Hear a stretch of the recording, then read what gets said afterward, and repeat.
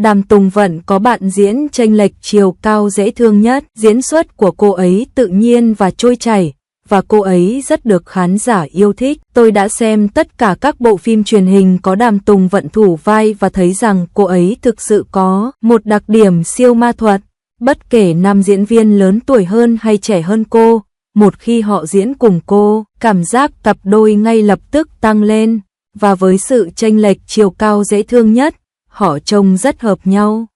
Tôi nghĩ chắc là do khả năng diễn xuất của cô ấy quá xuất sắc. Cô ấy có thể đóng tốt bất kỳ vai nào và hợp với bất kỳ ai. Khi bạn xem cô ấy diễn xuất, bạn sẽ không cảm thấy lạc lõng hay ngượng ngùng chút nào, như thể cô ấy thực sự là nhân vật đó vậy. Những cảnh quay của cô với các diễn viên nam luôn tự nhiên và trôi chảy, như thể họ thực sự là một cặp vậy. Loại năng lực này thực sự không phải là thứ mà diễn viên bình thường có thể có được. Quá đẹp để theo đuổi. Khám phá bí ẩn về tình trạng độc thân của Đàm Tùng Vận, suy nghĩ thực sự đằng sau các ngôi sao nam. 1. Hoa Gao Linh, thời kỳ đại học, nổi bật đến mức khiến người ta phải khiếp sợ. Đàm Tùng Vận từng tiết lộ trong một cuộc phỏng vấn rằng khi còn là sinh viên, cô chưa từng được con trai theo đuổi. Tuyên bố này ban đầu khiến nhiều cư dân mạng cảm thấy khó tin, làm sao một cô gái có ngoại hình dễ thương và tính cách hoạt bát lại có thể không được ưa chuộng. Câu trả lời không được tiết lộ cho đến khi những bức ảnh thời đi học của anh khi anh 17 tuổi được công khai. Trong ảnh, cô ấy có mái tóc dài ngang vai và đội mũ bóng chày ngược, đôi mắt trong trẻo và sống động. Khuôn mặt có vẻ trẻ con và đầy đặn, nhưng lại toát lên khí chất lạnh lùng xa cách. Cư dân mạng than thở, ai dám theo đuổi chuyện này? Tôi sợ rằng đến cuối cùng, chúng ta thậm chí còn không thể là bạn nữa. Thời còn là sinh viên, Đàm Tùng Vận không chỉ xinh đẹp mà còn là học sinh giỏi. Cô đã nhảy từ khi còn nhỏ, có thành tích học tập xuất sắc và tính cách vui vẻ nhưng lại có hào quang nữ thần. Các chàng trai bị thu hút bởi cô, nhưng cũng cảm thấy áp lực vì sự xuất sắc của cô. Họ lo lắng rằng nếu lời tỏ tình của họ bị từ chối, họ sẽ thấy khó có thể duy trì ngay cả một tình bạn bình thường. Như một người hâm mộ đã nói đùa, cô ấy giống như ánh trăng trắng trong tiểu thuyết thanh xuân mà chỉ có thể chiêm ngưỡng từ xa. Phải can đảm lắm mới có thể thích cô ấy.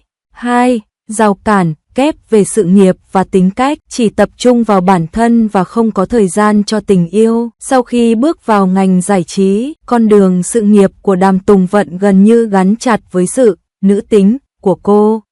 Từ Cảnh Cảnh trong The Best of US đến Lý Kiến Kiện trong In the Name of Family, các diễn viên đã khắc họa sống động nhiều nhân vật trẻ tuổi với khuôn mặt dễ nhận biết.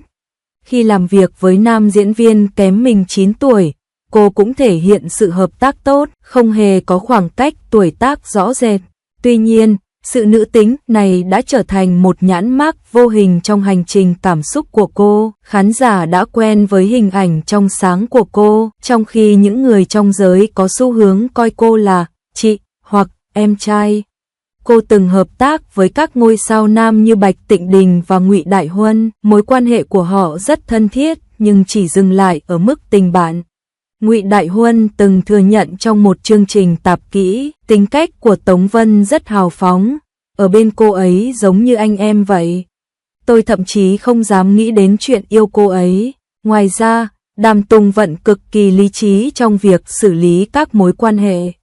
Cô khẳng định rõ ràng rằng nhân vật CP trong vở kịch sẽ không được so sánh với người thật, từ chối thổi phồng các vụ bê bối, thậm chí còn khuyên người hâm mộ trong vở kịch phân biệt giữa cốt truyện và thực tế.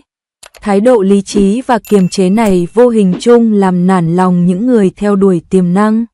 Điều đặc biệt quan trọng là Đàm Tùng Vận đã toàn tâm toàn ý cho sự nghiệp diễn xuất của mình, dốc hết sức lực và không quản ngại khó khăn. Sau khi mẹ cô qua đời đột ngột, cô đã rơi vào tình trạng khó khăn trong một thời gian, nhưng cuối cùng đã tự chữa lành thông qua vai diễn Lý Kiến Kiến. Cô thẳng thắn nói, chỉ có sống một cuộc sống tốt hơn, tôi mới có thể đáp ứng được kỳ vọng của mẹ tôi. Sự theo đuổi sự nghiệp dai dẳng này khiến cô khó có thể bị phân tâm và tập trung vào vùng cảm xúc riêng tư của mình. Như Tôn Lệ đã bình luận, cô ấy đã nói chuyện với các tác phẩm của mình và từ chối bị định nghĩa bởi giao thông. 3. Tâm lý thực sự của các ngôi sao nam, nhiều sự trân trọng, ít sự can đảm. Trong ngành giải trí không thiếu những chàng trai đẹp và những cô gái xinh đẹp, nhưng điều khiến Đàm Tùng Vận trở nên độc đáo chính là cảm giác mâu thuẫn của cô trông ngọt ngào như một cô gái, nhưng bên trong lại cứng rắn và độc lập. Các diễn viên nam từng hợp tác với cô đã nhiều lần nhắc đến thái độ chuyên nghiệp của cô rất đáng ngưỡng mộ, nhưng cũng khó tiếp cận. Khi quay Under the Power, Nhậm Gia Luân từng nói đùa, diễn cùng cô ấy căng thẳng quá. Cô ấy nhập vai chỉ trong 1 giây, không cẩn thận thì không bắt kịp. Khí chất tập trung này khiến nhiều ngôi sao nam lựa chọn ở bên cô như bạn bè thay vì mạo hiểm, phá vỡ sự cân bằng. Ngoài ra, khả năng thích ứng cao của Đàm Tùng Vận cũng trở thành một trở ngại. Khi cô đóng cặp với những ngôi sao nam trẻ hơn như Ngô Lỗi và Lưu Hạo Nhiên, họ luôn tạo nên cảm giác như một cặp đôi, nhưng điều đó cũng củng cố ấn tượng của khán giả về cô. Một người trong ngành phân tích, khi các ngôi sao nam chọn bạn đời, họ thường tránh các CP trong phim để tránh công chúng liên tưởng quá mức. Tuy nhiên, hình tượng của Song Yun quá đa năng, khiến các bạn diễn của cô có nhiều mối quan tâm. Ngoài ra, cô hiếm khi công khai đời tư nên thế giới bên ngoài ít có cơ hội suy đoán. Kết luận, tình yêu có thể đến muộn, nhưng sự xuất sắc sẽ không bao giờ vô ích. Bí ẩn của cuộc sống độc thân của Đàm Tùng Vận về cơ bản là câu chuyện về cách những người phụ nữ xuất chúng được thời đại định nghĩa. Vẻ đẹp, tài năng và sự độc lập của cô không chỉ giúp sự nghiệp của cô thành công mà còn vô tình dựng nên một bức tường trái tim, khiến người khác khó có thể vượt qua. Nhưng như người hâm mộ đã nói, không phải là không có ai theo đuổi cô ấy, mà là cô ấy xứng đáng có được người tốt hơn. Ngày nay, Đàm Tùng Vận đã học được cách chấp nhận sự cô đơn và tập trung cuộc sống vào việc phát triển bản thân. Biết đâu một ngày nào đó, khi người có thể sánh bước cùng cô xuất hiện, mọi lý do không dám theo đuổi sẽ biến mất. Hơn nữa, tôi nghĩ Đàm Tùng Vận đặc biệt được khán giả yêu thích khi cô ấy cười, đôi mắt cong thành hình trăng lưỡi liềm, khiến người ta cảm thấy ấm áp bên trong. Những vai diễn cô đảm nhận luôn gần gũi với cuộc sống và dễ đồng cảm.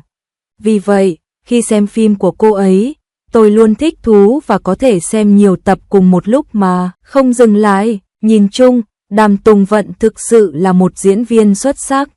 Kỹ năng diễn xuất và sức hút của cô ấy khiến cô ấy trở nên độc đáo trong ngành giải trí. Tôi tin rằng cô ấy sẽ ngày càng nổi tiếng hơn trong tương lai và mang đến cho chúng ta nhiều tác phẩm đẹp hơn nữa.